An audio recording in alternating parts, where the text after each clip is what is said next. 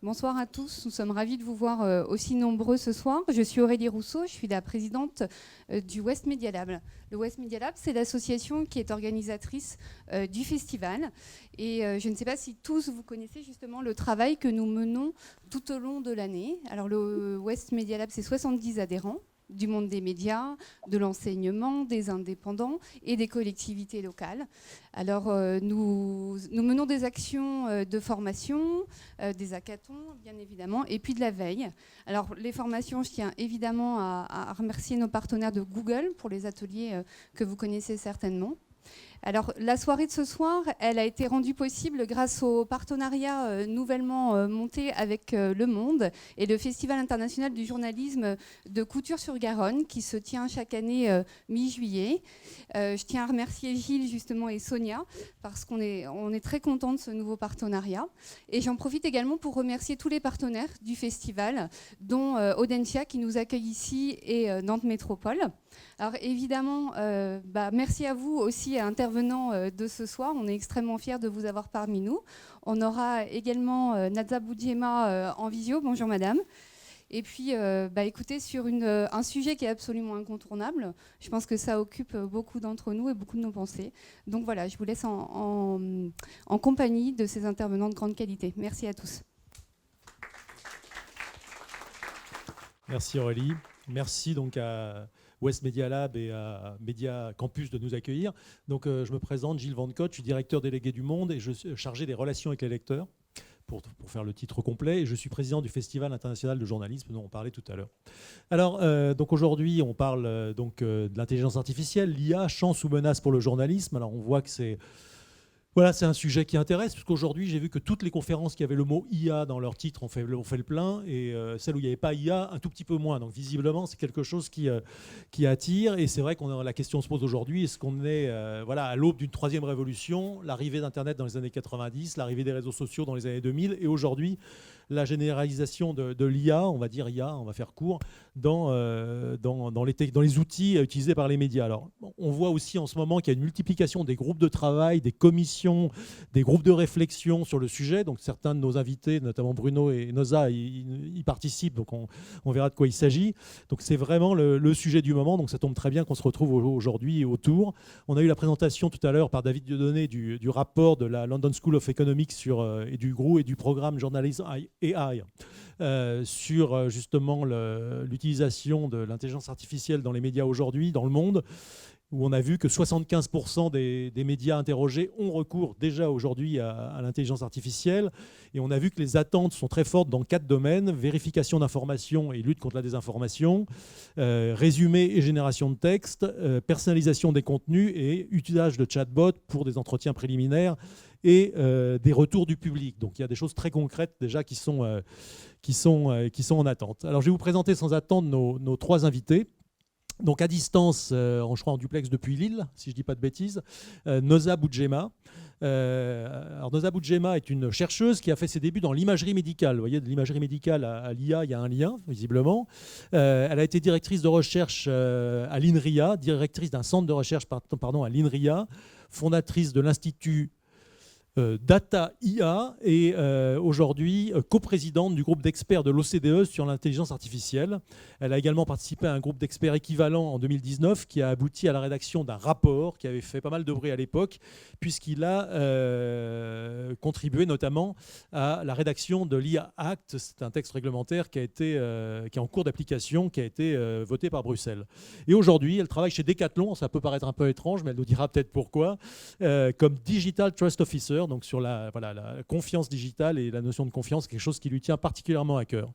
À ma droite, Claude Deloupy. Claude Deloupy, lui, est ingénieur et docteur en informatique et IA, cofondateur et président de Silabs. Silabs est une start-up qui est spécialisée en génération automatique de texte, qu'elle existe depuis 2006, c'est bien ça, donc c'est pas une start-up récente, et qui a travaillé pour un certain nombre de groupes de presse, dont Le Monde, dont Ouest France, dont Sud-Ouest, EBRA, Radio France, France Télé. Quand je dis à travailler, il travaille encore pour un certain nombre de ses clients. Et Bruno Patino. Bruno Patino a démarré comme journaliste, puis très vite à Info Matin comme directeur délégué.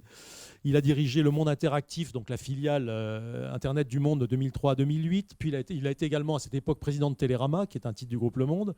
Il est parti à France Télévisions. Il a été directeur général délégué, directeur de France 5, puis à Arte, donc, où il a été directeur éditorial d'Arte France et aujourd'hui président d'Arte France et de Arte Voilà, GEI.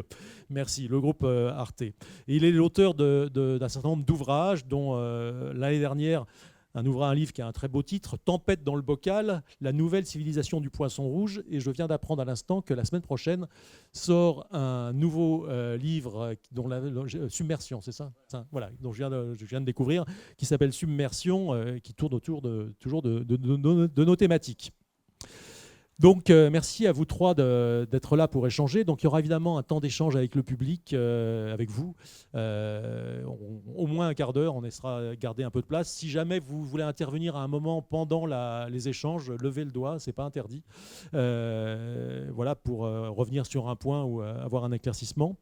Alors, on va attaquer tout de suite sur une question. Enfin, c'est même pas une question. L'IA est déjà là depuis longtemps dans les médias. En tout cas, il y a pas mal de médias qui utilisent déjà l'IA. Et la question que j'ai posée tout à l'heure à Claude Deloupi, qui connaît bien le sujet, c'est depuis quand l'IA est-elle présente dans les médias? Et la réponse m'a un peu surpris parce qu'il m'a parlé d'une date qui remonte quand même à pas mal de temps, puisque c'est 1987. Donc Claude, est-ce que vous pouvez nous expliquer qu'est-ce qui s'est passé à cette époque-là? Effectivement, l'IA, ça fait très longtemps qu'elle s'intéresse au texte, puisque c'est comme ça que l'IA est même née, l'informatique et l'IA. Donc c'est le traitement des langues et l'analyse des langues, la production de langues, c'est quelque chose qui est assez central dans ce domaine-là, en tout cas qui est très étudié. Et effectivement, Paris 7 a donc, en particulier avec Laurence Danlos, a travaillé avec l'AFP pour produire des brèves en 1987 au sujet d'attentats. Donc en fait, c'était vraiment l'idée de produire des mini-brèves. Alors le projet n'a pas duré très longtemps, mais c'était produire des mini-brèves quand il y avait un attentat à partir de données. Et ça faisait vraiment la différence entre quelqu'un qui était assassiné quand c'était une personnalité qui était visée ou quelqu'un qui était victime, c'est pas la personne qui était visée. Donc il y avait déjà des choses, donc ça fait quand même pas mal de temps, effectivement, oui. Bruno, alors chez Arte, vous utilisez déjà l'intelligence artificielle aussi. Alors, à quoi elle sert aujourd'hui? Quelles sont les perspectives à court terme d'utilisation de ces outils? En fait, tout le monde l'utilise dans plusieurs domaines. D'abord, il y a la collecte d'informations. C'est le premier chapitre. Et comme vous l'avez dit, ça a commencé, en fait, alors pas pour Arte, mais pour d'autres, dans l'univers de la météo, du sport, des résultats d'élections. Les choses qui sont, j'allais dire, facilement traitables par une IA, des pourcentages, des températures ou un résultat sportif. Mais aujourd'hui, l'IA, elle est assez présente dans la collecte d'informations, elle est très présente dans le traitement de cette information, elle commence à être présente dans la diffusion et la dissémination. Et je crois que ce qui a changé ces temps derniers, c'est qu'on se pose la question maintenant de l'IA dans l'équilibre général, on va dire ça comme ça, du circuit informationnel, parce que ce qui change, c'est ça. Mais sinon, j'allais dire, la montée en puissance de l'IA, elle est là. Alors nous, évidemment, à Arte, ça ne vous surprendra pas, on l'utilise dans le traitement de l'image. Pas pour fausser les images, mais améliorer la qualité, modifier les choses. On est une chaîne européenne, donc on l'utilise pour le moment... j'allais dire en traduction assistée, c'est-à-dire qu'on ne demande pas à l'IA de produire le produit fini, mais de nous aider dans les versions multilingues. On voit Spotify a annoncé, je crois il y a 2 jours ou 3 jours, qu'ils allaient tester clairement la génération de certains podcasts, et parmi les podcasts les plus emblématiques de Spotify, en disant on y va et on va aller là sur de la traduction, j'allais dire presque immédiate et sans filet, si j'ose dire, sans contrôle humain. Nous, on ne fait pas ça à Arte, on a toujours un contrôle derrière humain, et parce qu'en fait, c'est le dialogue entre l'équilibre de l'action humaine ou pas. C'est-à-dire, est-ce que c'est un outil ou est-ce que, si j'ose dire, c'est un collaborateur, l'IA? C'est ça la question. Donc jusqu'à présent, la réponse qui n'était pas donnée, c'est un outil. Et l'outil était de plus en plus présent. Donc nous, traitement de l'image, multilingue, on se pose la question, mais là c'est une question qu'on se pose de façon éthique, sur la distribution. C'est-à-dire que l'IA va être un outil phénoménal de personnalisation des contenus. Mais après, est-ce que ça fait partie de notre métier d'aller jusqu'au bout de la personnalisation du contenu ou pas? Je ne veux pas aller trop en avant dans le dialogue, mais je pense que c'est une des questions éthiques ou presque philosophiques qui va se poser. Parce qu'évidemment, l'idée de base des grands acteurs de l'IA, c'est de nous aider à passer du mass média. On était passé aux médias massifs ou médias de la multitude avec l'Internet, et c'est d'aller au bout, et en disant on peut aller au bout de la personnalisation avec ça. Mais jusqu'à quel point? Donc on en est là, nous, on est plutôt, on va dire, dans le traitement informationnel. Dans la dissémination, on attend un peu, et dans la collecte d'informations, c'est déjà là. Ouais. Et sur le traitement de l'image, est-ce que tu peux être un peu plus précis? Non, pour l'instant, c'est un traitement qualitatif, hein, c'est-à-dire c'est des montées en qualité, donc c'est vraiment un outil. Pour le moment, c'est juste un outil. C'est juste un outil. C'est pas encore un concurrent.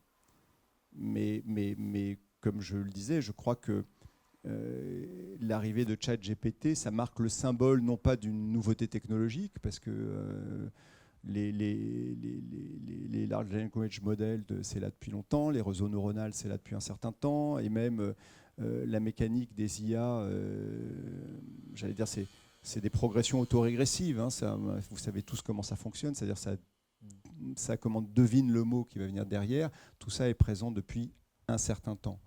Mais tout d'un coup, de façon peut-être exagérée, voire peut-être un emballement, on se dit tiens, ça pourrait être un concurrent. Et je rejoins à ça non pas ChatGPT, mais tu sais, les enquêtes qui ont été faites, et notamment par Forbidden Stories, sur ce qui s'est passé en Afrique, à savoir que des comptes à moitié générés par des IA, totalement fictifs, Twitter et sur les réseaux sociaux, ont pesé, on va dire, dans le débat public, en pouvant être produits, j'allais dire, quasiment à l'infini, et en envahissant l'espace public. Et donc on est dans ce moment où, puisque tu mentionnais les commissions dans lesquelles beaucoup d'entre nous participent, on s'aperçoit qu'il y a une certaine sérénité par rapport à l'utilisation des outils. On se dit c'est de la formation, ça va libérer du temps pour travailler les angles, ils vont nous aider à fact-checker, on va voir comment ça va se passer sur la dissémination.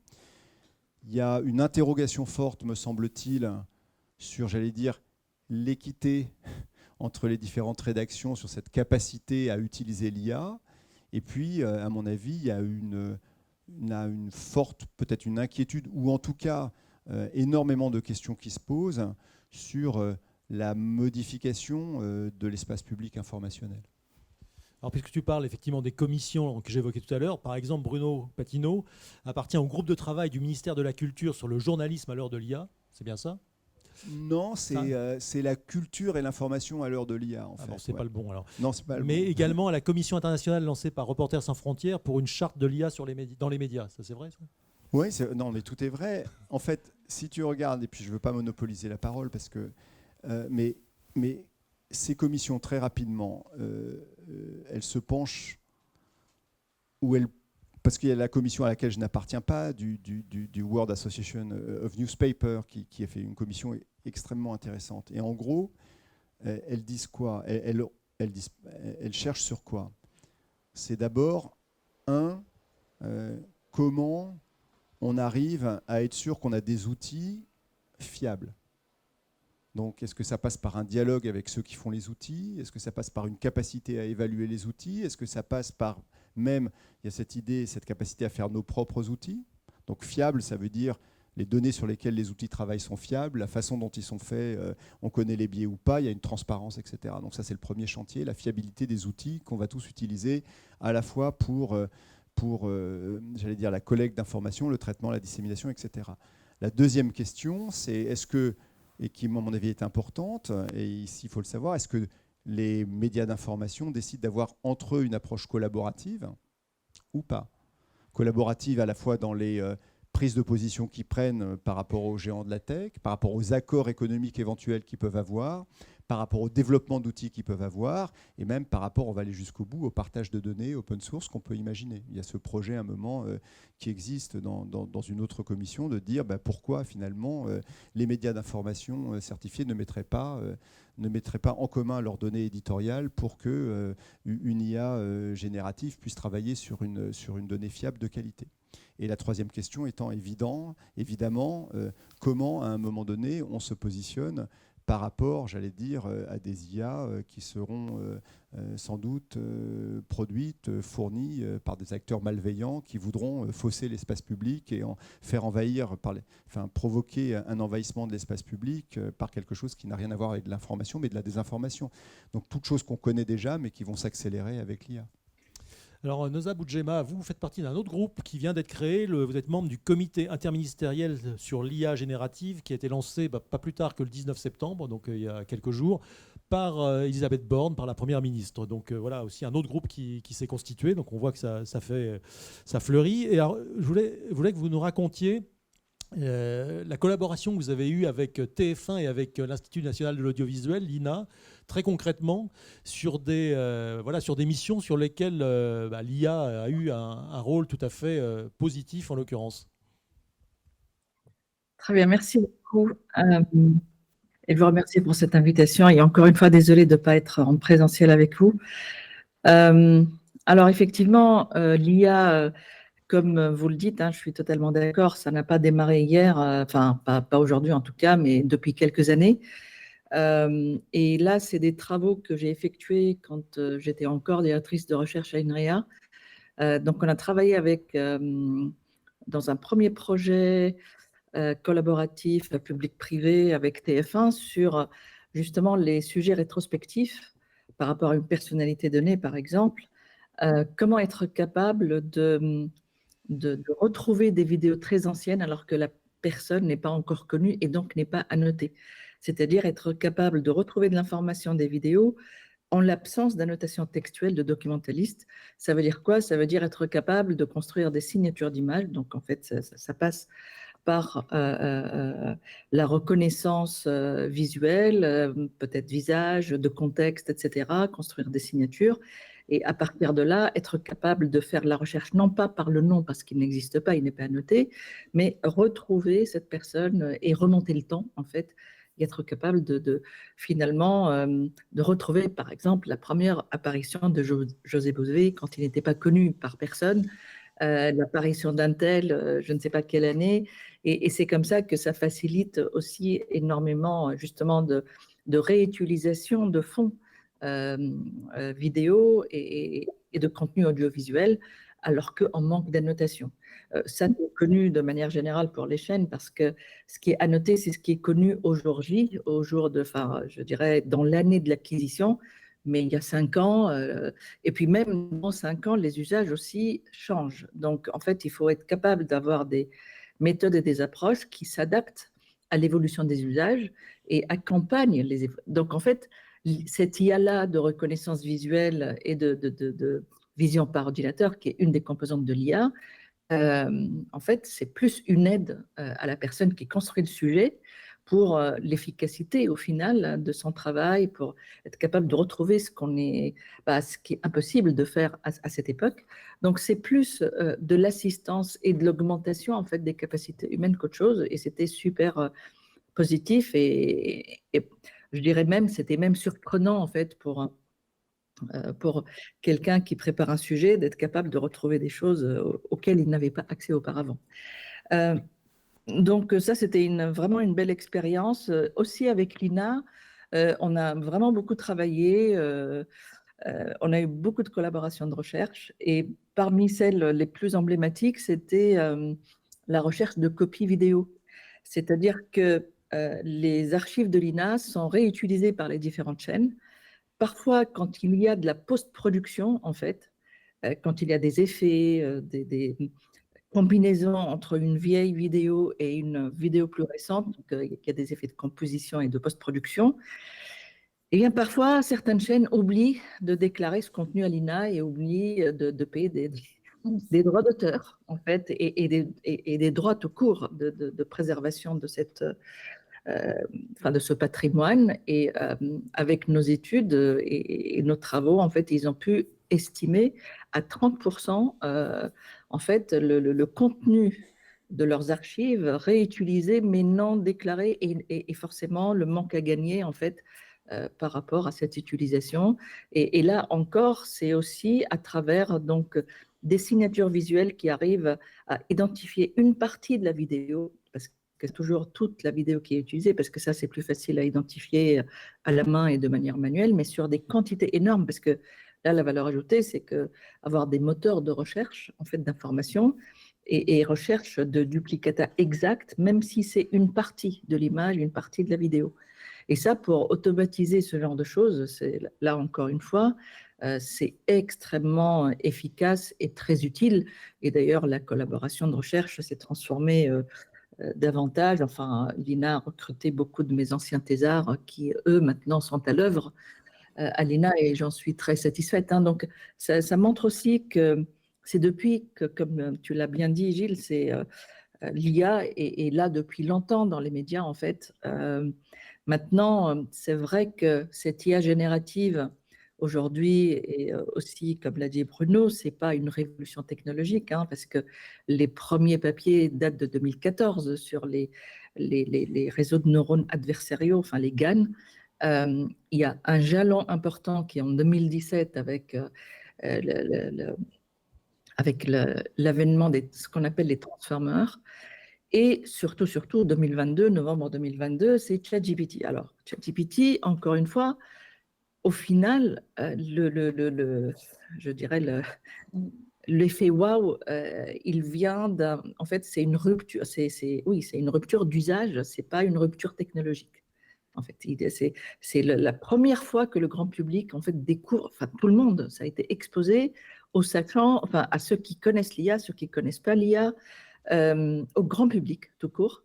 Enfin, c'était accessible à tout le monde et tout le monde, en fait, a découvert que on est capable d'interagir avec une machine qui vraisemblablement imite vraiment le raisonnement humain et est capable d'apporter des réponses qui ressemblent beaucoup à des réponses humaines parce que effectivement, ça utilise une compréhension du langage naturel assez poussée et des fois, d'ailleurs, ça répond d'une manière très sûre alors que la réponse n'est pas très vraie.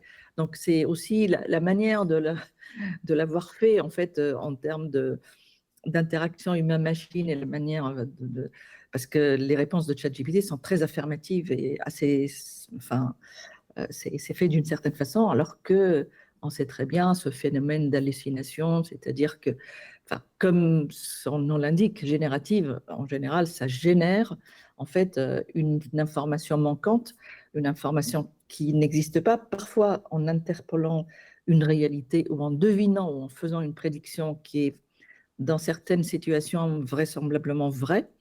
Mais dans certains cas, cette compensation, en fait, se trompe je dirais, de route et ça génère des choses qui ne sont pas tout à fait vraies. Mais bref, donc en tout cas, pour moi, c'est vraiment une rupture d'usage, enfin une révolution d'usage et pas une révolution technologique, mais ça a réveillé en fait justement les grandes questions, c'est allé jusqu'à des questions assez difficiles de mon point de vue sur des risques existentiels, etc. Ça part très loin, hein, avec ce qu'a réveillé ChatGPT chez tous les différentes parties prenantes. Donc, moi, je dirais que, bien sûr, après l'image médicale et aussi mon implication dans les archives multimédia au sens large, hein, médias et aussi biodiversité, observation de la Terre, etc. Ensuite, très clairement, je me suis beaucoup attachée à ce qu'on appelle l'IA de confiance avec la Commission européenne et avec l'OCDE. Et à mon avis, c'est vraiment je dirais, le point cardinal pour le développement durable pas au sens environnement pour l'instant, hein, mais durable au sens adoption d'une telle IA. C'est très important d'avoir confiance. On va revenir sur l'IA de confiance hein, dans un deuxième temps, vous inquiétez pas, parce que c'est un sujet qui vous tient extrêmement à cœur. Donc on parlait de ChatGPT, je voulais demander à Claude, vous me disiez tout à l'heure quand on discutait en bas que GPT-4, c'est un outil formidable, fabuleux, je crois que c'était le terme que vous utilisiez pour les journalistes, mais aussi totalement stupide. Donc je voudrais que vous m'expliquiez un petit peu ce que vous entendez par ce côté à la fois fabuleux et stupide. Oui, clairement, mais déjà, de toute façon, quand on parle d'intelligence artificielle, on utilise le terme le plus stupide qu'on ait jamais inventé pour désigner ça, parce que c'est pas de l'intelligence, c'est effectivement quelque chose qui est très artificiel. Alors juste pour l'anecdote, hein, moi je suis aujourd'hui en train d'apprendre à mon fils de 14 ans à utiliser ChatGPT. Alors d'abord, quand je lui ai dit je vais t'apprendre à l'utiliser, il avait son petit sourire en coin, je l'utilise déjà, c'est sûr. Mais j'apprends aussi à mon père de 91 ans à l'utiliser. C'est-à-dire, on a effectivement un outil, et c'est ce que disait Noza, c'est que l'innovation fabuleuse qu'il y a eu avec ChatGPT, c'est une innovation effectivement d'usage, c'est l'interface. C'est-à-dire avant, moi j'utilisais tous ces outils, hein, j'ai beaucoup bossé dessus avant, c'était extrêmement austère. On prend ChatGPT, on a quelque chose en face qui est assez sympa, on lui parle, il répond, c'est quand même cool. Et en plus, il retient ce qu'on lui a dit avant, et puis on peut interagir, on peut lui poser des questions, on peut lui dire non, non, tu t'es trompé, il dit ah oui, oui, tu as raison. Donc on a effectivement quelque chose en face qui est un beau jouet, qui est un beau outil, un bel outil, que malheureusement certains personnifient trop, et jusqu'à même, vous avez sans doute vu l'histoire de cette personne qui l'utilisait un peu comme confident et qui a fini par se suicider, donc c'est un peu, ça va effectivement un petit peu loin, mais ça montre aussi le poids d'un tel outil. C'est-à-dire on a quand même en face de soi quelque chose qui est extrêmement bluffant. J'ai vu des gens qui parlaient de imagine, tu as en face de toi un être qui a tout lu et qui retient tout, ce qui est faux, parce qu'en fait, demandez-lui de réciter par cœur une pièce de théâtre que vous connaissez, il va inventer des choses, il ne la connaît pas par cœur. C'est pas comme ça que ça fonctionne.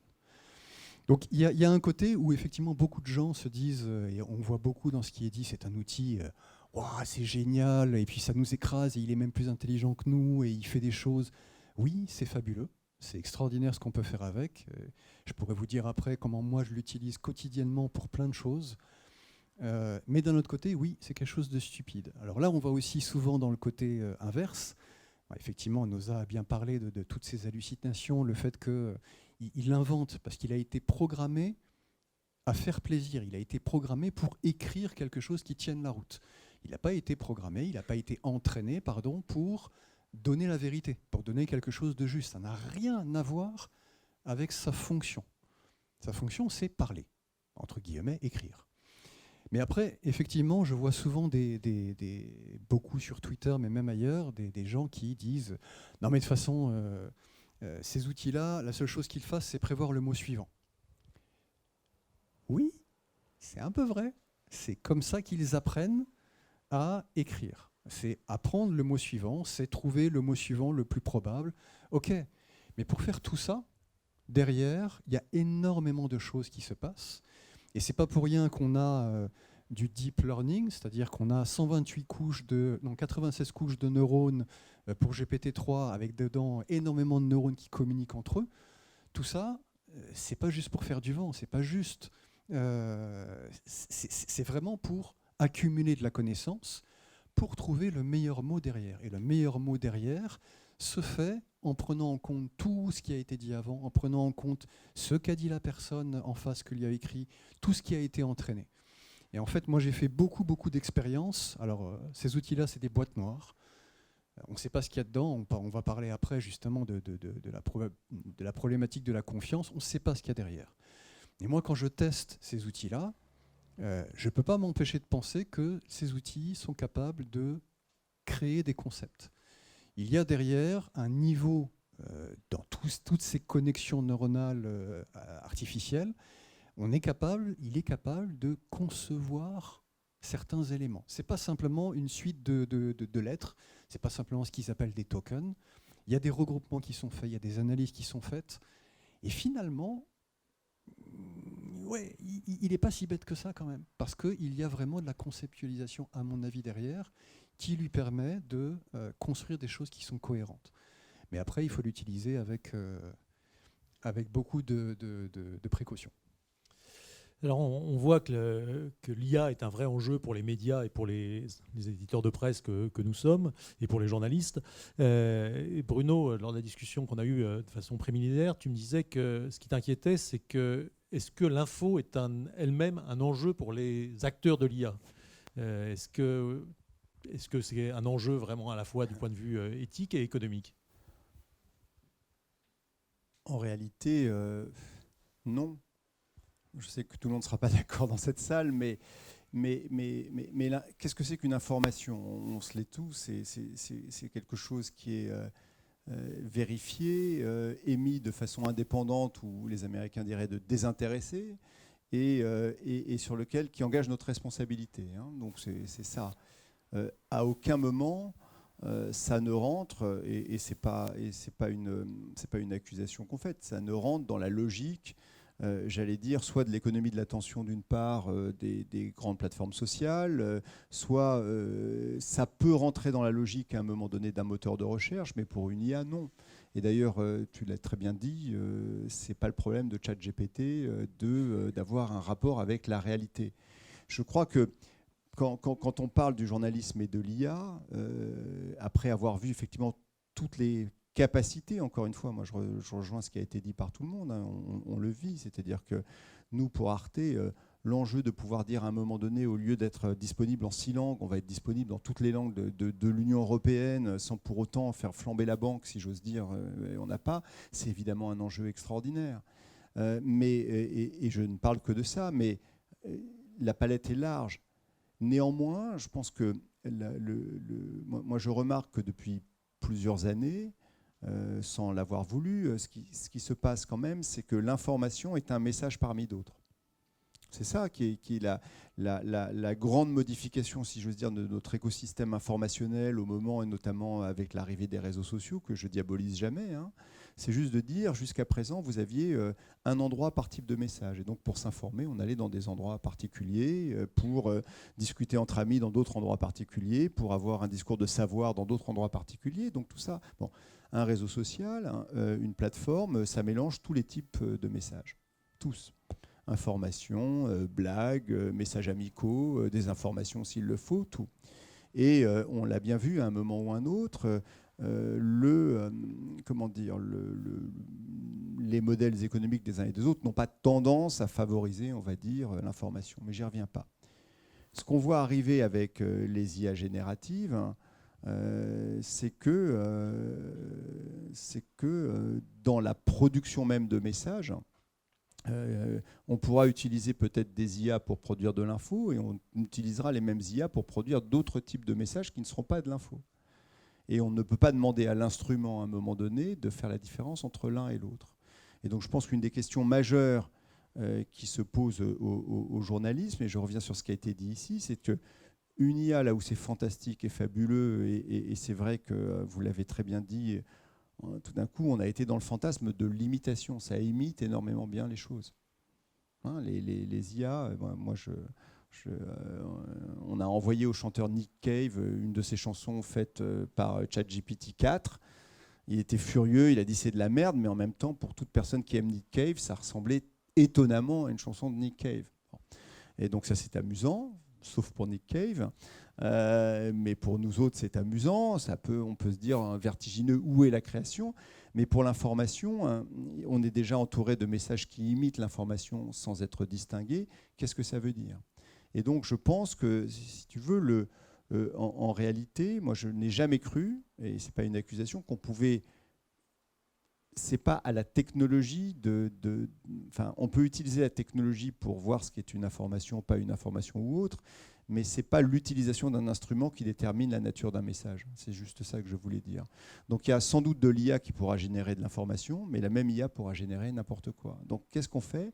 Comment on organise le travail des professionnels de la presse ou des médias qui nous sommes pour arriver à maîtriser des instruments qui servent à tout, y compris à l'information, et arriver quand même à produire dans l'espace public le discernement, la confiance nécessaire par rapport au message qu'on va donner.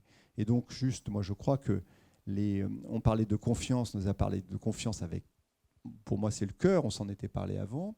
Je pense que vraiment, le travail, les deux missions, si j'ose dire, enfin, les deux facettes des missions sur lesquelles les médias vont être les plus engagés, ça va être la certification des outils qu'on utilise, certification des messages qu'on donne. Donc certification, ça veut dire aussi la transparence par rapport à la façon dont on l'a fait. On voit bien que tout le monde joue sur ça. Je t'ai fait passer il y a il y a juste 3 jours ou 4 jours, c'est une anecdote, mais le New York Times a décidé que désormais, il allait augmenter de façon significative les bios de ses journalistes pour dire voilà qui l'a fait. Donc cette traçabilité des messages qu'on fait, c'est-à-dire si à un moment donné, il y a de l'IA dedans, on vous dit il y a de l'IA dedans jusqu'à ça.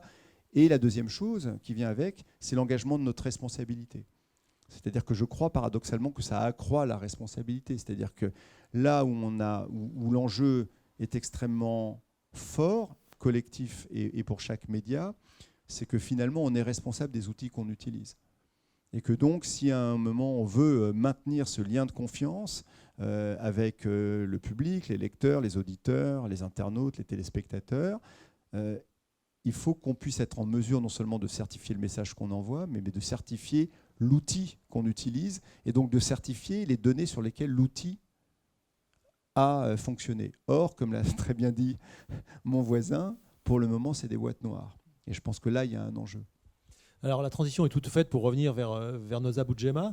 Une notion que vous défendez de façon depuis longtemps, c'est l'IA de confiance. Mais une IA qui est construite dès son origine, je crois, à travers des outils sur une construction qui doit inspirer la confiance. Est-ce que vous pouvez nous définir un petit peu cette IA de confiance ?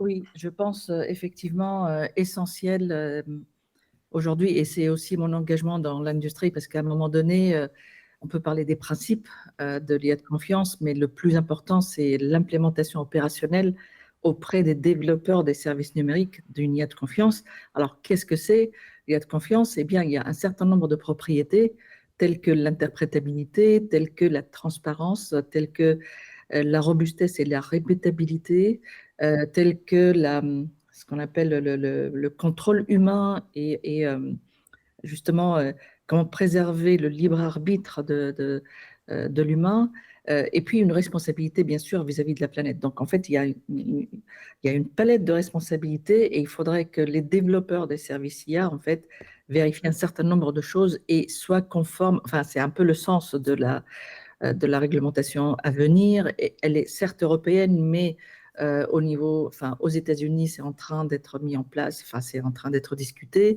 au niveau du Canada. Donc, c'est quand même au-delà de l'Europe. Mais pour revenir sur le fond de ces critères de l'IA de confiance, et moi, je suis convaincue que l'IA générative ne va pas se développer, en fait, si elle n'est pas par construction respectant ces critères de confiance et comme aussi les données de confiance aussi. J'étais à un moment chroniqueuse dans la rubrique IA et un de mes articles, dans Le Monde, et un titre de mes chroniques était « Les données de confiance sont les talons d'Achille de l'IA de confiance ». En fait, la traçabilité, effectivement, quand on dit certification des sources, on dit ça, le lineage, en fait, quelque part, parce que ce qui pêche aujourd'hui, ce qui pose problème de propriété intellectuelle avec ChatGPT et les autres, parce qu'il y en a plein des IA génératives, il n'y a pas que ChatGPT, en fait, c'est que ça apprend genre de tout ce qui est ouvert ou alors toutes les données disponibles dont même les propriétaires n'ont pas pensé à les protéger. En fait, ça apprend de tout. Et du coup, après, à un moment donné, au final, certes, ces outils, en fait, développent un certain nombre de choses et des résultats étonnants. Après, sachant qu'il y a eu des procès aux États-Unis aussi pour dépôt de droits d'auteur dans la création, dans le domaine artistique, ça n'a pas été reconnu. Enfin, bref, ça pose des problèmes de propriété intellectuelle parce qu'il n'y a pas eu l'accord en fait, de ceux qui ont généré, qui sont à l'origine de la création initiale, que ce soit un morceau musical, que ce soit un style de peinture, que ce soit ceci, cela. Donc, en fait, il y a ce problème de propriété intellectuelle aujourd'hui quand il n'y a pas d'accord établi avec la personne qui a produit les données d'apprentissage. Parce que quelque part, c'est ça. En fait, c'est surtout les données d'apprentissage. Maintenant, si ça apprend à partir d'informations qui peuvent être erronées, qui peuvent avoir des problèmes de copyright, etc., on va droit dans le mur. Et encore une fois, ce qui est vrai, et j'aime à le rappeler, c'est que la technologie en soi, en fait, c'est pas ça le problème.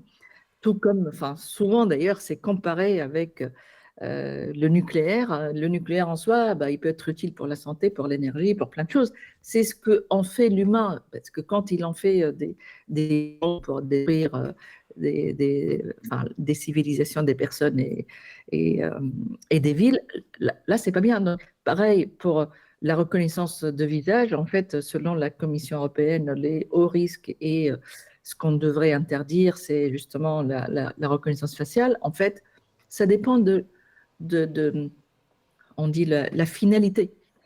Si c'est pour faire en fait, de la surveillance sans l'autorisation et sans le consentement, ça pose énormément de questions. Mais la reconnaissance visuelle pour ouvrir son téléphone, ça fait de mal à personne et on est déjà consentant. Donc, la techno en tant que telle, elle n'est pas problématique. Donc, c'est pour ça que la finalité, elle est très importante. Et l'IA de confiance, et surtout dans le cadre de l'IA générative, parce que ce qu'il faut dire pour l'IA générative, elle est tout aussi puissante, mais en même temps, elle présente des risques énormes. Et parmi les risques, à part les hallucinations que j'ai mentionnées, il y a aussi un risque de répétabilité. C'est-à-dire que ChatGPT, si je prends cet exemple, la même idée, si on l'exprime différemment, on a des réponses différentes. La même phrase, si on l'utilise comme requête à un instant donné, le lendemain, la même requête, on l'utilise, on va avoir une réponse différente. Et ça, c'est un problème de confiance majeur. C'est pour ça que la répétabilité, justement pour vérifier que là, ce n'est pas un benchmark entre modèles, là, c'est le modèle lui-même, dans quelle mesure il est capable de ne pas trop s'écarter par rapport au concept qui devrait… En fait, donc ça, c'est des dimensions en fait, de confiance, c'est cette répétabilité, robustesse, mais aussi ce qu'on a pu développer, parce que bon, dans ma carrière maintenant dans l'industrie, j'ai travaillé chez Ikea avant de rejoindre Decathlon. Là aussi, en fait, on a développé un modèle génératif vraiment dédié pour vraiment cette relation de confiance, pas seulement avec les clients, mais aussi avec les collaborateurs et avec ces modèles génératifs. Alors, moi, je voudrais quand même revenir sur le côté noir, en fait. Si je peux reprendre la parole, on va avancer mais dans le débat, mais je vous laisse conclure. Oui, parce que tout n'est pas botte noire. Moi, je dis qu'il y a une opportunité avec les modèles génératifs parce que justement, Claude l'a dit tout à l'heure, ils ont cette capacité de construire des concepts et en fait, on est capable d'avoir la traçabilité des concepts qui amènent à des recommandations et à des réponses. Et ça, on peut le tracer, on peut le restituer en toute transparence si on construit les modèles génératifs avec ces critères et ces requirements de confiance. Donc, en fait, ce n'est pas aussi botte noire que ça. On est capable de décortiquer un peu plus, et je parle plus d'interprétabilité que d'explicabilité. C'est super important, et en tout cas, c'est une opportunité. Moi, j'encourage vraiment tous les développeurs, et c'est aussi mon message, aussi bien dans ce comité interministériel qu'au niveau de l'OCDE, il y a des opportunités, il faut les exploiter pour rassurer, pour utiliser ces modèles génératifs et leur puissance dans un esprit bénéfique et pas juste un esprit de peur et de risque, etc. Parce qu'aujourd'hui, encore une fois, il faut faire attention aux risques. Voilà. Merci. Alors Bruno Patino a l'air un peu moins confiant que vous dans la nature humaine, d'après… Non, mais moi, je suis entièrement d'accord avec ce qui vient d'être dit par Noza, et y compris sur la nécessité absolue d'une IA de confiance. Juste, dans le métier qui est le nôtre, je pense pas que ces dernières années, on a vu qu'automatiquement, la bonne monnaie chassait la mauvaise, pour reprendre une expression des économistes. C'est-à-dire que moi, j'aime beaucoup faire référence un peu à Thomas Jefferson, qui disait toujours il faut une liberté absolue d'expression parce que entre un mensonge et la vérité triompphera toujours. Et donc de dire qu'à un moment, et là je parle de l'univers d'information, Noza, je ne parle pas de l'industrie ou autre, mais je dis que dans le domaine de l'information, de la réception des messages qui ressemblent à de l'information ou au réel, je crois hélas pas aujourd'hui que automatiquement, si un outil n'est pas fiable, il est condamné. Je ne le crois pas par expérience, mais je veux bien avoir 1000 fois tort. Mais je le dis, c'est juste, j'allais dire, un degré d'optimisme moins fort. mais sur tout ce qui a été dit, je suis évidemment d'accord. Juste pour dire que, pour aller un cran plus loin rapidement sur ce qui a été dit, je pense qu'aujourd'hui, moi j'ai l'impression, en tout cas dans les commissions qui sont avant tout peuplées, si j'ose dire, de journalistes ou d'éditeurs de presse, auxquels j'assiste ou je participe, j'ai l'impression qu'il y a une sorte de triangle ou de dilemme, j'allais dire, qui se pose. Et elle se pose en tout cas à des gens, elle se pose à mon entreprise comme à beaucoup. C'est la première, c'est est-ce qu'on laisse nos données être crawlées par les intelligences artificielles? Est-ce qu'on autorise? Alors vous avez vu, il y a des déclarations qui ont été faites par les nous, jamais, on n'autorisera pas, on interdit. C'est une question, une anecdote qui s'est posée à Arte. Est-ce qu'on interdit les ChatGPT de crawler nos données? D'abord, soyons francs, il ne crawle pas nos données. Donc on peut lui interdire de faire quelque chose qu'il ne fait pas, mais aujourd'hui, peut-être que Noza aura d'autres informations que les miennes, mais ce que je crois dans l'écosystème, c'est comme elle l'a dit, c'est surtout sur le web ouvert. Donc en fait, aux États-Unis, le poids de Reddit, tout ce qu'il y a dans Reddit, dans la nourriture de ChatGPT est énorme. Et quand on compare les chiffres, Wikipédia, c'est que 3%, alors que c'est ouvert. Donc on pourrait se dire qu'a priori, Wikipédia, c'est plus fiable que Reddit. Après, elle a très justement mentionné le fait qu'il y avait du contenu sous copyright ou droit. Les livres sous copyright, manifestement, c'est 15% de ce qui est crawlé. Mais les médias, d'après ce que je sais, les médias d'information les plus sérieux, y compris outre-Atlantique, ils ont l'impression qu'ils ne sont pas énormément crawlés.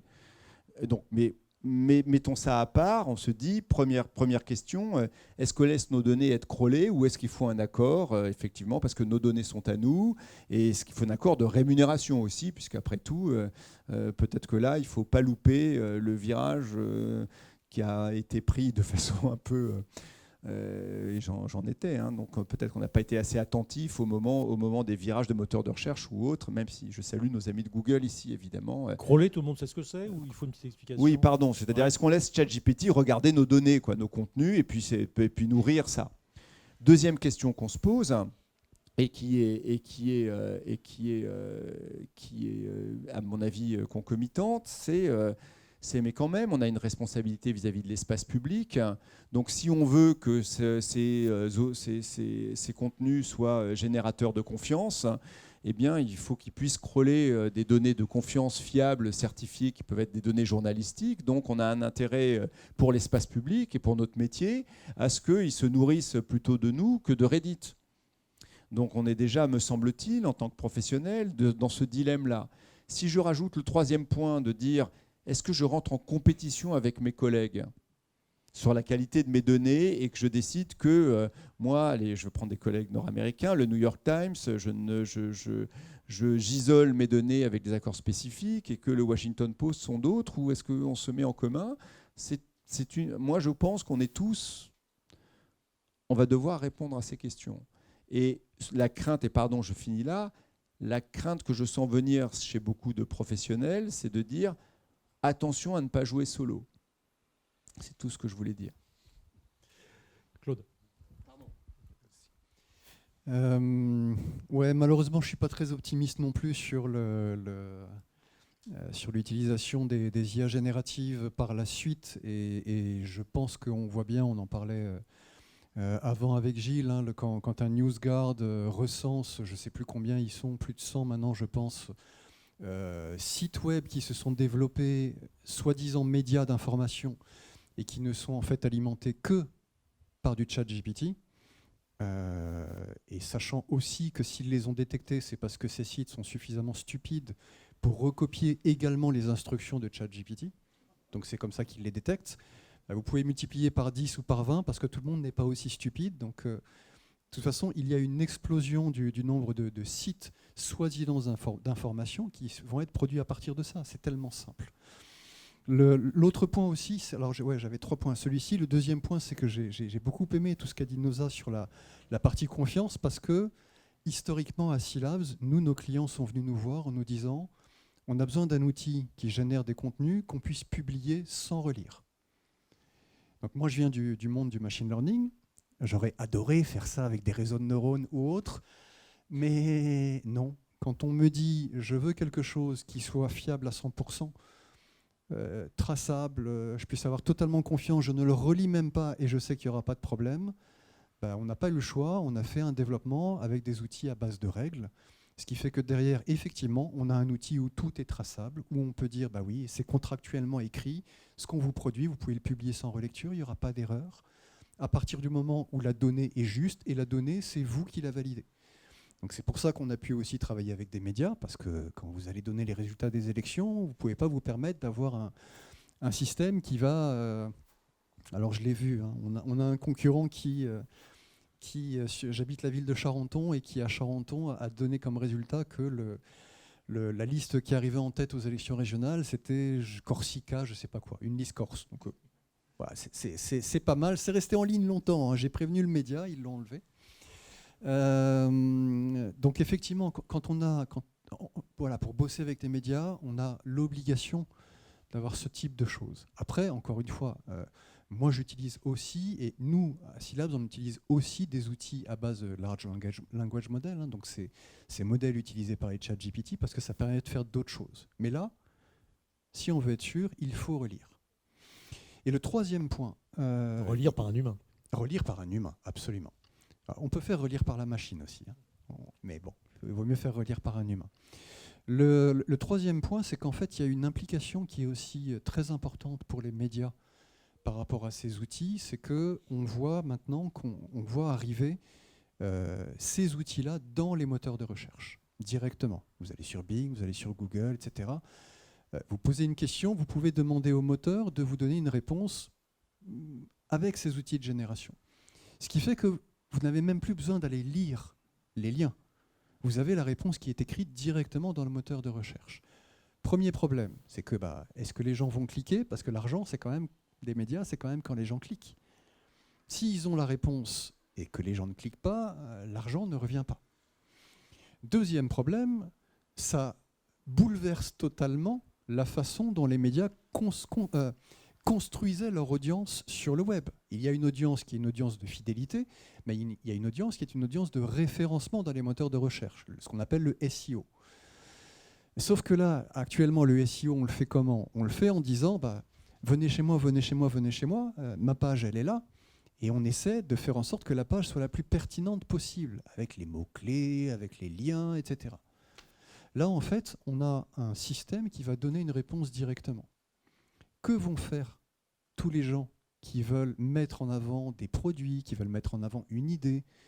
Ils vont générer des centaines, des milliers, des millions de pages automatiquement qui mettent en avant ce que eux veulent mettre en avant. Les outils vont apprendre à partir de ça. Et au final, quand on va poser une requête, ce que va ressortir, c'est la voix du parti qui a réussi à générer des millions de contenus qui répondent à ce que le parti voulait dire. Donc ça, tout le monde en est conscient. Donc forcément, c'est les gens, Microsoft, Google, c'est pas des idiots. Ils vont travailler dessus, mais il y a quand même là un énorme danger. Un, la disparition des revenus parce que les gens risquent de ne plus cliquer, ils ont la réponse. Et deux, le fait qu'il va y avoir une pollution gigantesque pour aller bouffer l'information. C'est plus de l'information, c'est ce qu'on veut y mettre, peu importe ce que c'est. Juste pour compléter, parce que je suis d'accord avec ce qui vient d'être dit, en fait, ce qu'on voit depuis que le numérique est arrivé, il y a eu 3 étapes. La première étape, ça a été copie illimitée. Ensuite arrive la pomme C, pomme V, pour ceux qui ont un Mac. Les réseaux sociaux, etc., ça a été la viralisation illimitée. Et maintenant, il y a la production de messages illimités. Je n'ai pas dit la production d'informations, mais la production de messages. Or, quand même, on parlait tous de ChatGPT, mais de quoi on parle aussi dans le domaine de l'information depuis 2-3 ans, que ce soit une étude Jean Jaurès financée par Arte, certes, que ce soit l'étude du Reuters Institute, Pure Research, etc., de la fatigue informationnelle. Et la fatigue informationnelle qui touche alors un Français sur 2, un tiers, etc., elle est toujours une réaction face au trop grand nombre de messages et à l'incapacité qu'on a de faire le tri dans les messages qu'on reçoit. Et donc cette pollution, j'aime bien ce mot, qui existe déjà, qui n'est pas créé du tout par l'intelligence artificielle, qui existe depuis les phénomènes de copie et de viralisation infinie, elle va être encore accentuée. Et donc le rôle là, il est absolument majeur. C'est-à-dire comment on devient découvrable, audible, dans un mécanisme assourdissant de production de contenu. Alors une dernière question avant de donner la parole à la salle. Noza Boudjema, est-ce que vous pensez qu'il faut laisser l'innovation avancer de façon pas débridée, parce que vous dites vous-même qu'il faut donner des cadres, mais est-ce qu'il faut réguler au niveau européen cette IA et notamment l'usage de l'IA dans le paysage de l'information et des médias? Merci beaucoup, c'est une bonne transition parce que c'est exactement le point sur lequel je voulais intervenir. Parce que ce qui est décrit, c'est une réalité, c'est des dérives tout à fait possibles et on le voit, on ne sait plus des fois faire la différence entre réalité et fiction et des informations. Donc, on le voit et c'est la raison pour laquelle il y a cette réglementation. Maintenant, moi, je fais partie de ceux qui n'opposent pas innovation et réglementation. Au contraire, c'est aussi le message que j'essaie aussi de mettre dans ce comité interministériel, c'est qu'il faut de la réconciliation. La régulation, elle est faite quand même pour protéger. Pour protéger, typiquement dans les exemples qui ont été mentionnés, la régulation actuelle, elle mentionne très précisément l'obligation de déclarer qu'on a affaire à une machine, qu'on a affaire à un contenu généré et pas un contenu humain, pas un interlocuteur derrière, c'est un humain qui tape. C'est une obligation, d'accord? Et dans la réglementation aussi, quand on dit l'IA de confiance, à part l'interprétabilité et la transparence, il y a aussi un autre critère qui est l'auditabilité, c'est-à-dire tous ceux qui produisent des algorithmes d'IA en termes de services et disponibles, en fait, il faut qu'ils rendent compte. Il faut qu'on arrive à voir comment se comporte leur algorithme. Et si on n'est pas capable de les auditer, eh bien, en fait, les auditer, avoir la transparence, avoir tous les critères que j'ai mentionnés sur l'IA de confiance, eh bien, figurez-vous, à partir de 2025, il va y avoir des audits externes sur les approches IA. Et figurez-vous que c'est 6% du chiffre d'affaires d'une entreprise. Et ce n'est pas rien. 6% du chiffre d'affaires.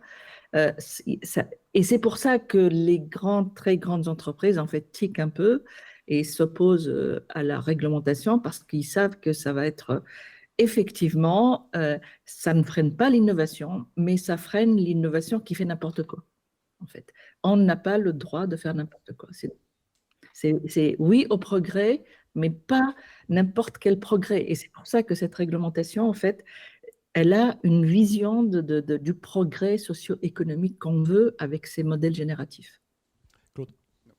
Peut-être juste pour aller même dans ce sens-là, non seulement ça ne freine pas l'innovation, mais ça peut même la protéger. Parce que je sais que nous, on a refusé certains contrats, on a refusé des choses que d'autres ne refusent pas, parce que justement, il n'y a pas ce type de choses, il n'y a pas ce type de protection.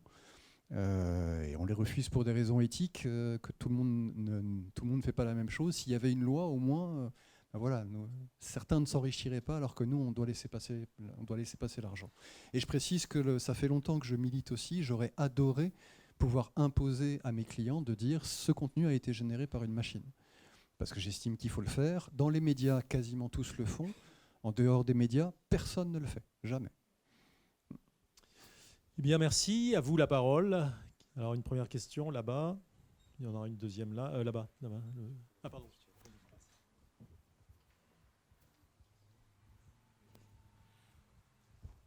Bonsoir.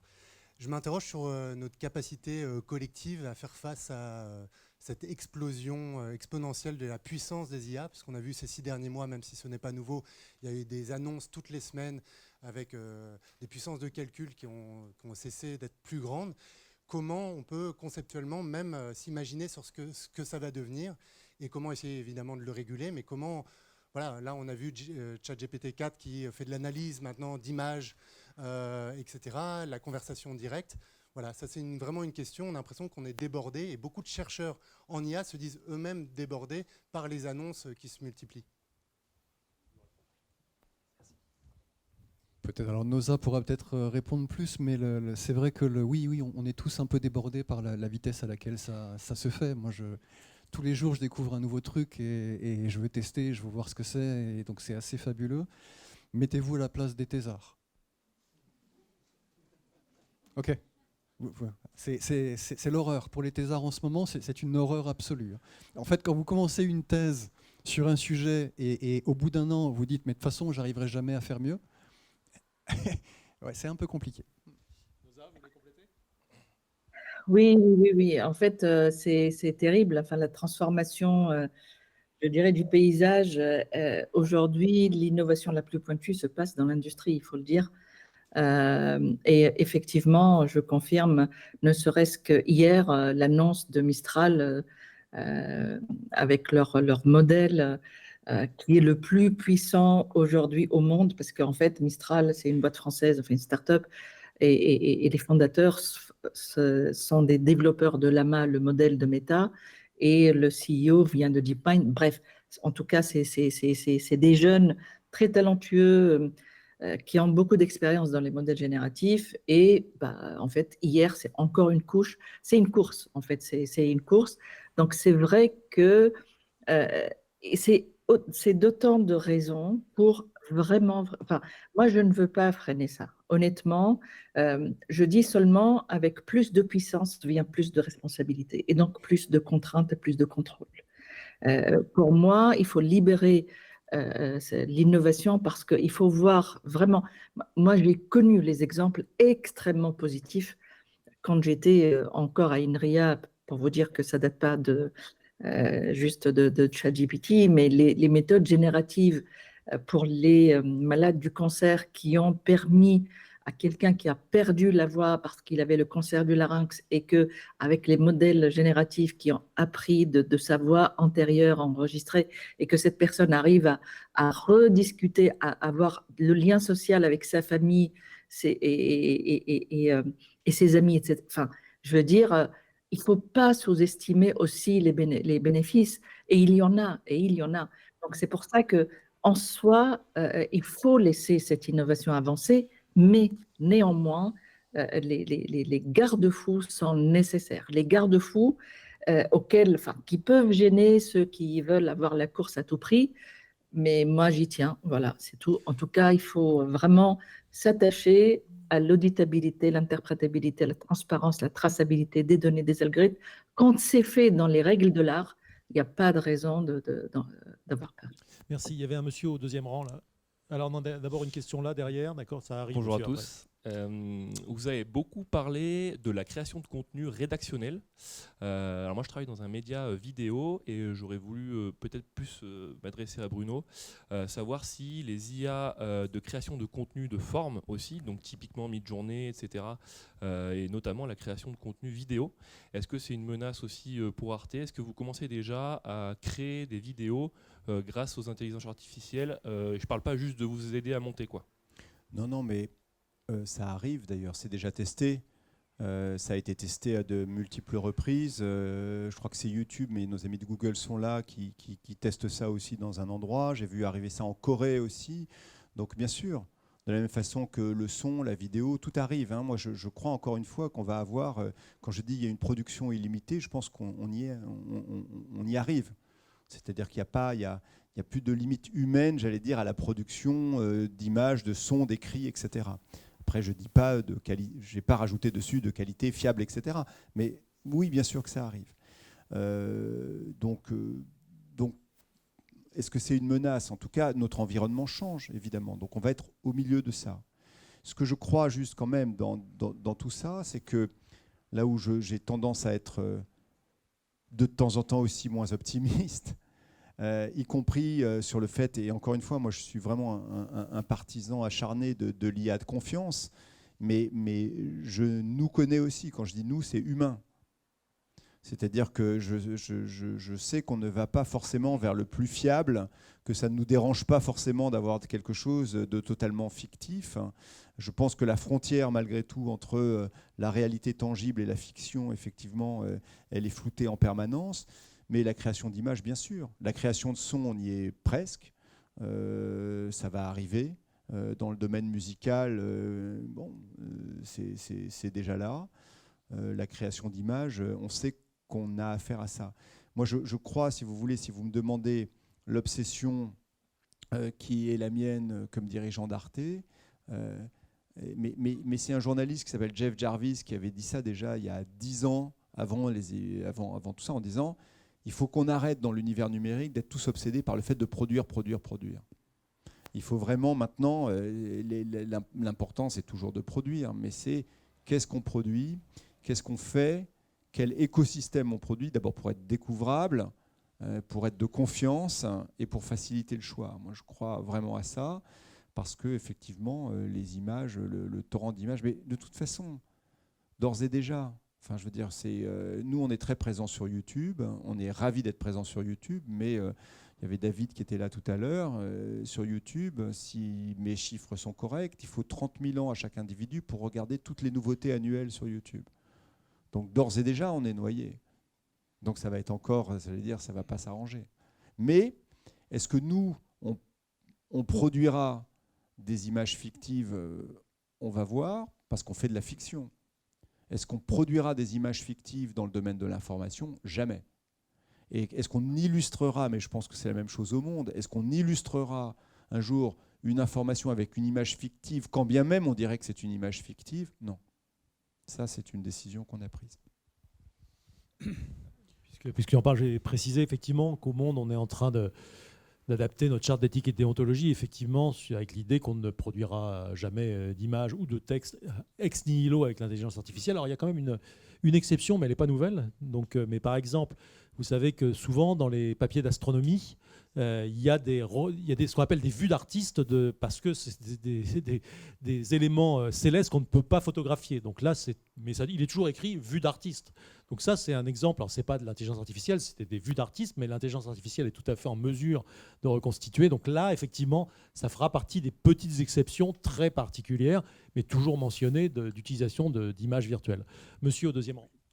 Oui, Alain Doudiès, consultant en communication publique. Vous avez brossé le tableau, bien. Mais il me semble que dans ce panorama, il manque un pan. Quel impact sur les emplois, les métiers, les compétences, et comment cet impact aura lui-même des conséquences sur la formation initiale et sur la formation continue. Donc, quels sont les enjeux d'adaptation des personnes? J'imagine que ces questions sont dans beaucoup de têtes ici, pas moi vu mon âge, mais elles méritent, me semble-t-il, d'être abordées.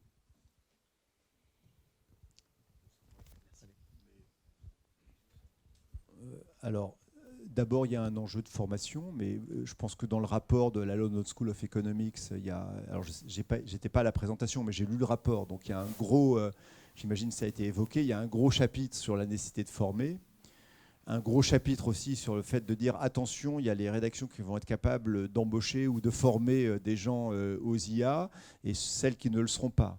Donc, comme dans toute nouveauté technologique à un moment donné, ça tend à diviser le paysage en deux, entre ceux qui ont les moyens, entre guillemets, humains et financiers de faire face à cette nouveauté technologique et ceux qui ne l'ont pas trop, mais cette besoin. Et si vous me demandez en formation initiale et non pas en formation continue, alors il y a eu des premiers, en dehors de ce que propose Google, j'allais dire comme cours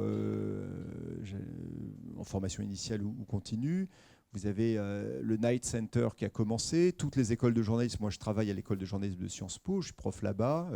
Cette année, pour la première fois, effectivement, on a des cours. Alors, on a des cours d'abord pour comprendre ce que c'est qu'une IA. On a des cours de prompt, si j'ose dire, c'est-à-dire pour commencer à dialoguer. Et puis, on commence à réfléchir, effectivement, au mécanisme de certification. Mais l'enjeu de formation, il est là. Comme dans toutes les filières, les gens se posent la question, encore une fois, de l'emploi. Si vous me demandez un avis qui n'est que personnel, comme ce que je viens de vous dire, il ne me semble pas que le problème est de produire autant ou produire plus avec moins, mais produire mieux. J'ai l'impression que c'est plus un problème de formation qu'un problème de niveau d'emploi. Mais c'est une opinion personnelle. Peut-être aussi, alors moi je suis pas journaliste, mais ça fait quand même ça fait plus de 15 ans que je travaille avec des médias. J'ai entendu pas mal de débats à ce sujet, dont souvent en fait on disait mais maintenant de toute façon il faut que tous les journalistes soient aussi informaticiens. Non. Absolument pas. Et dans notre domaine, nous, on a ce qu'on appelle des linguistes informaticiens. C'est des linguistes, mais qui ont une formation spécifique. C'est pas des linguistes, c'est pas des informaticiens, c'est vraiment quelque chose de spécifique. Il faut ce type de formation dans les médias. Donc ça, effectivement, pour la formation, Il faut pour moi qu'il y ait des filières spécialisées de journalistes informaticiens avec la partie IA. Mais à côté de ça, moi je vois dans la façon dont, typiquement, dont j'explique soit à mon fils, soit à mon père comment utiliser ces outils, ce que je mets en avant à chaque fois, c'est attention, il faut avoir un esprit critique, il faut vérifier ce qu'il dit, il faut aller lui demander des sources et aller chercher les sources. Et en fait, je me rends compte que dans l'utilisation de ces outils, c'est la base même du métier de journaliste, en fait. Les personnes les plus compétentes, selon moi, pour utiliser ces outils, ce sont les journalistes, de par la formation même. Parce que vous allez chercher une information, parce que vous savez comment la chercher, parce que vous savez comment critiquer ce qui peut vous être monté, parce que vous ne faites pas confiance à ce qui vous est dit. On est en plein dedans, en fait. Et après, est-ce que ces outils sont capables de remplacer un journaliste ? Pour moi, clairement, non, ce n'est pas du journalisme. Est-ce que des médias sérieux qui embauchent des journalistes utiliseront ces outils pour remplacer des journalistes ? Je ne pense que vraiment pas. C'est se mettre la tête sur le billot. Vous imaginez tout ce que ça peut produire comme horreur, comme information fausse. Donc voilà, je suis peut-être un peu trop optimiste, mais je ne pense pas effectivement qu'il y ait de gros risques. En masse, en tout cas, il n'y en a pas. Est-ce qu'il y a encore une ou deux questions ? Monsieur, au premier rang.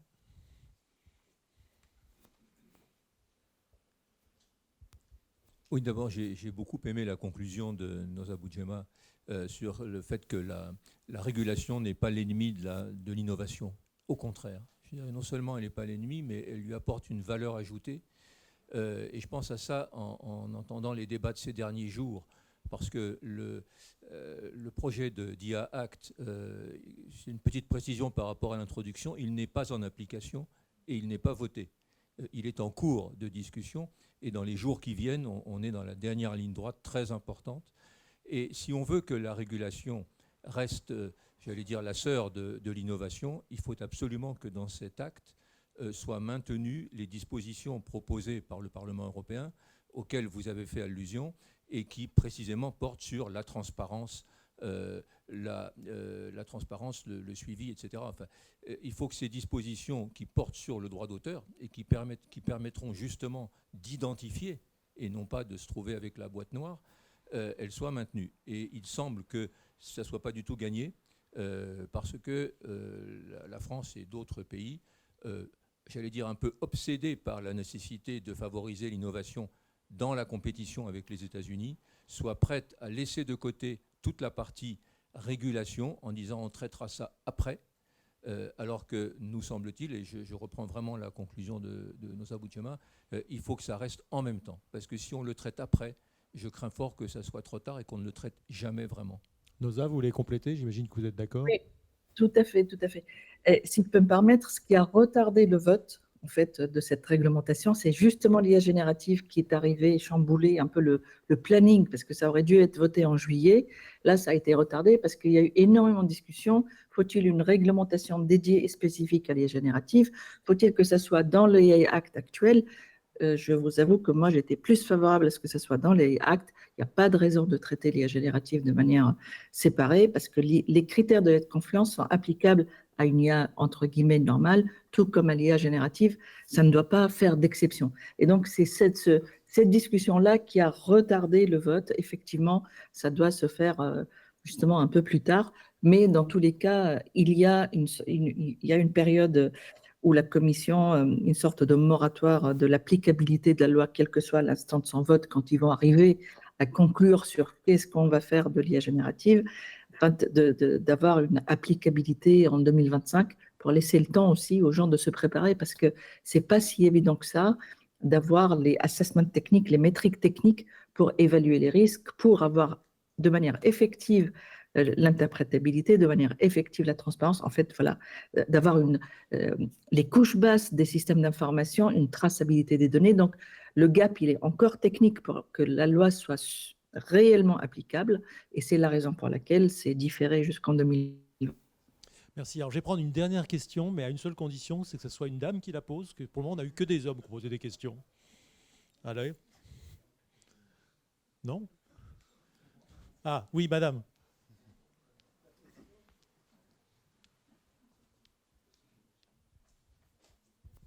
Merci. La question qui va casser l'ambiance. Est-ce qu'il y a lieu de s'inquiéter de l'impact écologique de la démultiplication sur multiplication de contenus? De la démultiplication Des contenus. des contenus.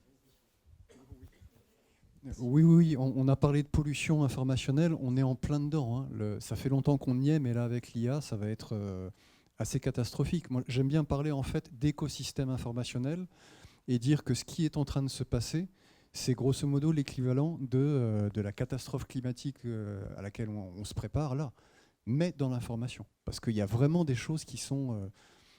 quand on voit la facilité à créer un site web, à mettre de l'information qui a l'air super bien écrite, qui a l'air super sérieuse, et quand on voit ce que certains pays un peu plus vers la droite de la carte ont fait dans notre écosystème informationnel, oui, moi je suis extrêmement craintif là-dessus. Et merci beaucoup à Madame d'avoir posé cette question. C'est une des dimensions importantes de la responsabilité de l'IA pour deux raisons. Pas seulement sur les données, parce que les données, bien sûr, il y a le principe de la minimisation des données, de n'utiliser que les données nécessaires pour résoudre un problème, ce qui n'est pas le cas. OpenAI a commencé par ratisser très large et prendre tout ce qu'il y a, et ça, ce n'est pas optimal pour l'environnement. D'ailleurs, pour info, le Meta, ça lui est arrivé pour son premier modèle de publier l'équivalent énergétique. En fait, c'était équivalent à 50 000 arbres, ce qui est énorme. Et ça, ce n'est pas les données, ça, c'est le modèle. En fait, la consommation en énergie d'un modèle. Donc, c'est pour ça que l'IA de confiance, souvent les gens oublient, mais il y a une dimension responsabilité vis-à-vis de l'environnement. Et donc, il y a deux dimensions pour cette responsabilité. Il y a la minimisation des données, avec toutes les politiques de rétention. À un moment donné, on n'a pas besoin de ces données-là. Il faut supprimer, tout ce qui est sauvegarde, eh bien, ça consomme de l'énergie, ça a un impact sur la planète, mais aussi les modèles, de plus en plus que de grandes dimensions, de plus en plus aussi, tout ça, ça consomme énormément d'énergie. D'ailleurs, la bonne nouvelle, c'est que la tendance, elle est plutôt vers des modèles un peu plus petits en dimension qui vont plutôt collaborer. Mais bon, pareil, l'IA de confiance par construction, tout comme on veille à l'auditabilité par construction, à l'interprétabilité, à la transparence par construction, il faut veiller à une consommation d'énergie dès la conception du modèle. Ça fait partie des choses que, justement, de toutes ces dimensions qu'il va falloir former aussi, je dirais, une génération, hein. Eh bien, merci Noza, merci Claude, merci Bruno, merci à vous toutes et tous de votre attention, merci au Festival de l'Info Locale de nous avoir accueillis ce soir. Donc on vous souhaite une très bonne soirée et donc à demain.